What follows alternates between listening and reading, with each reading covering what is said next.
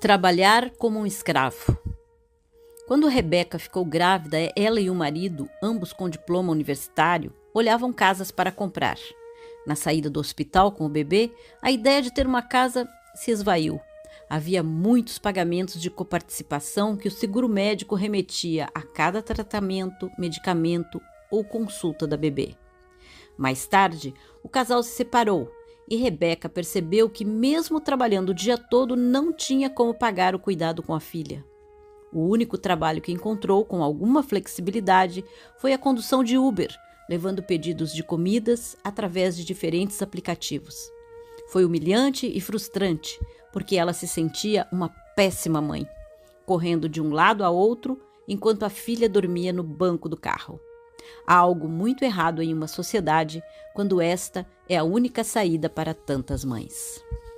Uma análise da Brookings, em novembro de 2019, com praticamente pleno emprego nos Estados Unidos, estimava que ao menos 53 milhões de estadunidenses entre 18 e 64 anos, ou seja, 44% do mercado laboral, recebiam baixos salários, com ingresso anual de $18 mil.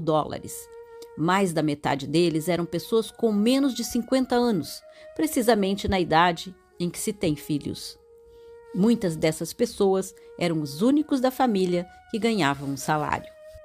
Assim, antes da pandemia, em um momento de comemoração com o quase pleno emprego, perto de 1/3 dos estadunidenses vivia abaixo da linha da pobreza, marcada em $36 mil anuais para uma família de 4 pessoas. Mulheres e trabalhadoras afro-americanas são as mais afetadas. Não existe uma só localidade nos Estados Unidos na qual um trabalhador empregado com um salário mínimo possa alugar um imóvel sem chegar ao fim do mês com problemas sérios de dinheiro. A mesma pesquisa da Brookings apresenta que, das 400 áreas metropolitanas analisadas, a proporção de trabalhadores com salários baixos está constantemente entre 30% e 60%. Quase 1 milhão de trabalhadores mal pagos, só em Washington, D.C., e 700 mil em Boston. 3 em cada 10 adultos nos Estados Unidos recebem salários que variam de mês a mês e 1 em cada 10 experimentou, mesmo antes da pandemia, enormes dificuldades financeiras. Calcula-se que 1 em cada 4 adultos menores de 30 anos e 10% de todos os adultos em geral recebem ajuda econômica de alguém que não vive com eles. A Federal Reserve concluiu que 4 de cada 10 adultos nos Estados Unidos é incapaz de fazer frente a um gasto inesperado de $400. 25% deles sequer conseguem pagar as contas mensais. Já para a ONG United Ways, o número é ainda mais alto. Pelo menos 43% das famílias não conseguem pagar o básico para sobreviver. Ou seja, não ganham o suficiente para arcar com moradia, alimentação, cuidado com criança, saúde, transporte e pelo menos um telefone. Só na Califórnia, estado que corresponderia à 5ª maior economia do mundo, quase 4 milhões de lares não chegam ao fim do mês e dessas famílias, 9 em cada 10 têm ao menos um adulto trabalhando. Conforme Henry Gascon, diretor do Programa de Desenvolvimento desse estado, ao contrário do que se acredita, as famílias pobres não são só aquelas que se beneficiam de ajuda pública. São famílias trabalhadoras que vivem com desafios enormes.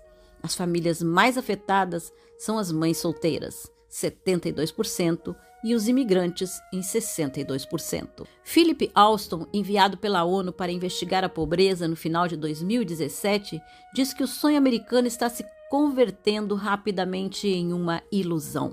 São ao menos 40 milhões de pessoas pobres nos Estados Unidos, país que registra também a maior taxa de pobreza juvenil entre as nações ricas ligadas à Organização para a Cooperação e Desenvolvimento Econômico. Nos Estados Unidos, abundam os contrastes entre a riqueza privada e a miséria pública. Uma das estimativas mais confiáveis é a pesquisa produzida pela Freelancing in America, de 2019. Ela mostra que são 57 milhões de trabalhadores maiores de 18 anos, equivalente a 36% da força laboral, os que fazem bicos na chamada gig economy. Bom lembrar que esse tipo de economia, sem seguro-saúde, sem seguro-desemprego ou acidente laboral, sem férias, deverá incorporar mais da metade dos empregos nos Estados Unidos até o ano de 2027. Os Estados Unidos é a única economia avançada onde, por lei, o empregado não tem direito a férias pagas.